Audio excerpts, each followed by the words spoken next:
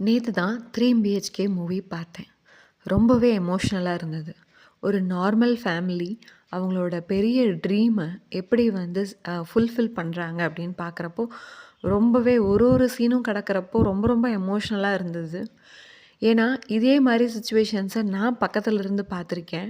ஒரு வீடுங்கிறது ஒரு ஒரு ஃபேமிலியோட கனவு. நம்மளுக்கும் ஒரு சொந்த வீடு இருக்காதா அப்படிங்கிறது. ஏன்னா, இத நான் வந்து எங்க அப்பா லோன் எடுக்கிறப்ப நான் பக்கத்துல இருந்து பார்த்துருக்கேன்.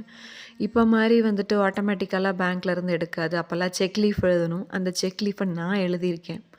ஸோ எவ்ரி மந்த் அந்த மாரி எழுதுறப்போ 7,000 அப்படிங்கிற இஎம்ஐ அமௌண்ட் வந்து இப்போ ரொம்ப சின்னதா தெரியலாம். பட் ஒரு 10 to 15 இயர்ஸ் முன்னாடி அது ரொம்ப பெரிய விஷயம் இல்ல.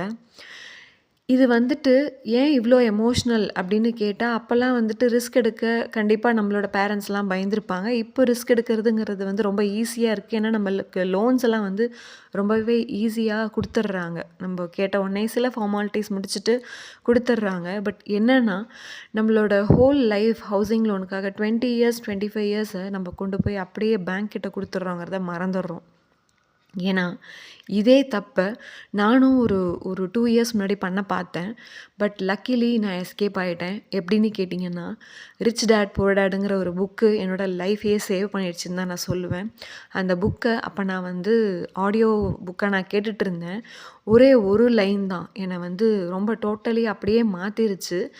என்னன்னு கேட்டிங்கன்னா, நம்ப அப்படியே பல்க்கா கொண்டு போய் 20 இயர்ஸ், 25 இயர்ஸ நம்ம ஹவுசிங் லோனுக்காக போடுறத விட்டுட்டு, அந்த ரிஸ்க் எடுக்கிற தைரியத்த ஒரு இன்வெஸ்ட்மெண்ட்ல போட்டோம் அப்படின்னா, கண்டிப்பா அந்த இன்வெஸ்டட் அமௌண்ட்டுக்கும் ரிட்டர்ன்ஸ் கிடைக்கும்.